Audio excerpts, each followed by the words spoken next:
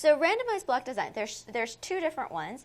The reason that it's actually called randomized block design is this guy named Fisher, who did a lot of the groundwork for all of these statistics.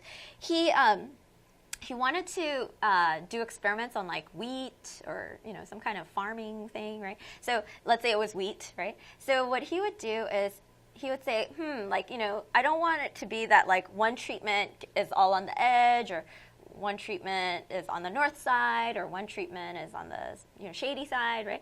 So what he did was he separated all of the fields into blocks first, right? And then let's say there's like 4 different treatments. What he would do is randomly assign different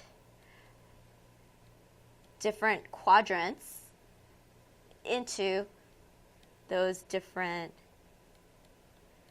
treatments, right?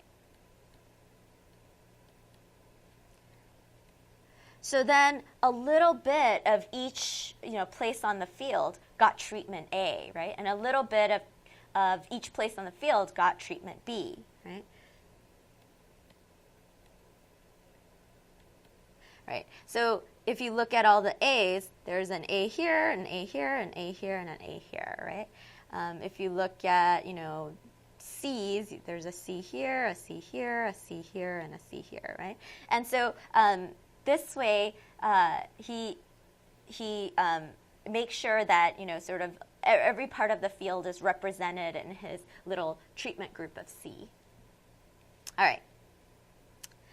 So back to 2 different types of block design. So the first type of randomized block design you need to know is what we call matched pairs design. And so each block is a pair of similar units, right? And it doesn't necessarily have to be a pair. It could be like a triplet or quadruplet, right? So these pairs could be all sorts of different things. Maybe they're twins, right? Because then, they are pretty much identical. They're, at least in terms of genes, they're genetically identical, right? And then once you have these pairs that are the same, you randomly assign treatments within pairs. So one twin gets to be in treatment A, one twin gets to be in treatment B, right? Another example is maybe similar companies, right? So if you have a big soft drink company like Coca-Cola, maybe its matched pair is Pepsi company, right? And so then you randomly assign Coca-Cola to something, Pepsi to another thing, right?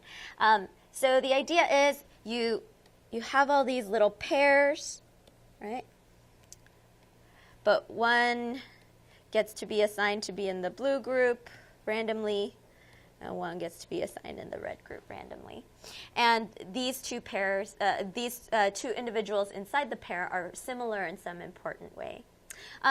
You often see matched pairs design, especially in psychology, when you have something like different age groups, right? And so you want to have age-matched controls, right? So for every 4.5-year-old you have here, you have a 4.5-year-old pair, and they both get assigned to different groups, different treatments.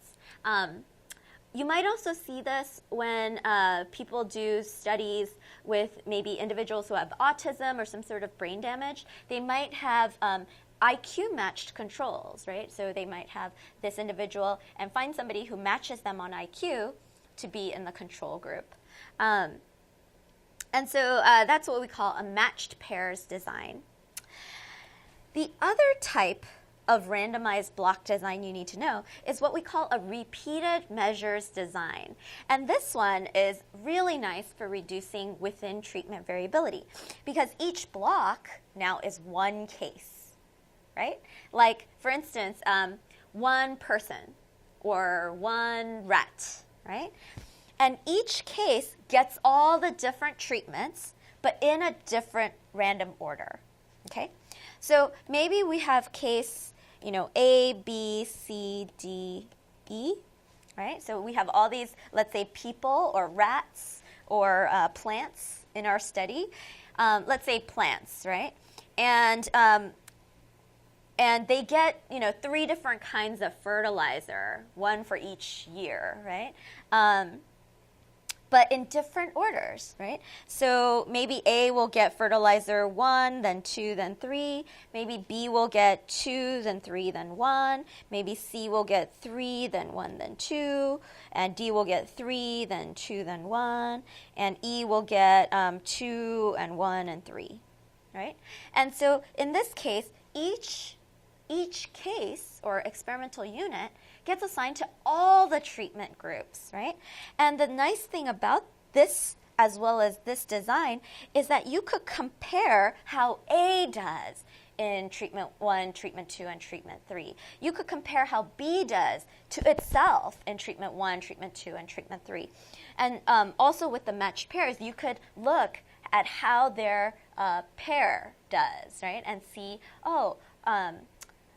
we could rule out the difference in ages, right? That's not as important anymore because they're the same age, right?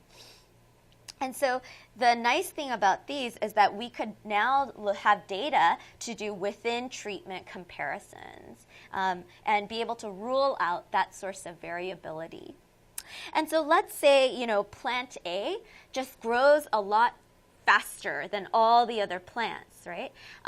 Then A would be different from B because B is a little bit slower than A, right? But even so, does one fertilizer help A grow even more faster than the other ones, right? So, and so maybe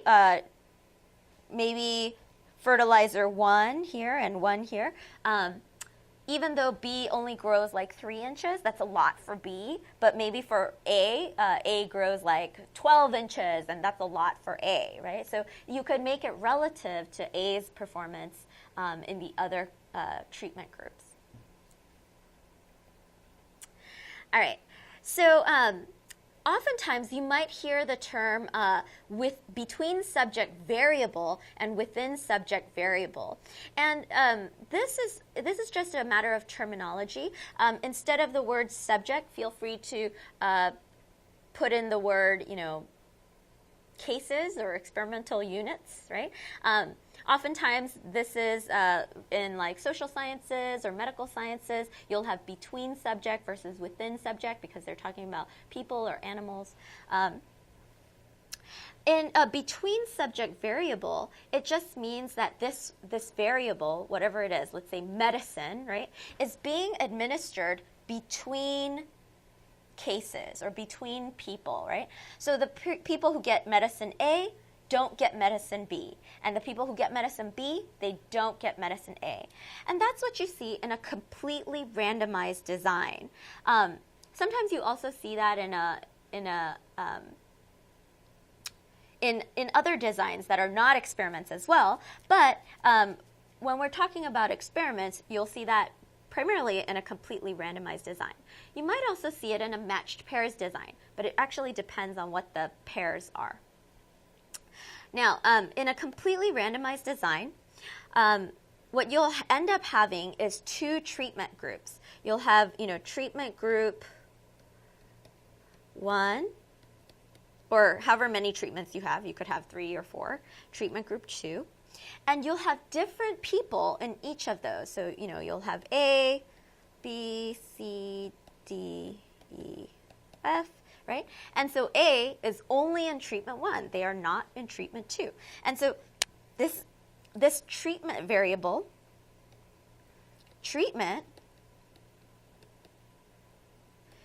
is a between subject variable because it occurs between subjects. No subject, it's not like inside of one subject that you have the different values of that variable inside. It's between subjects. Now, in a repeated measures design, this is that case where we have, A, B, C, D, E, F, right? We have all these, we have the same subjects here, but instead, they might get 2 treatments. Oops. I meant to write 1.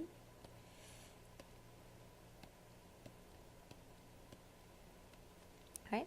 So here, everybody gets both the treatments, right? So within subject A, they hold both the treatment 1 and treatment 2, right? And so because of that, treatment in this case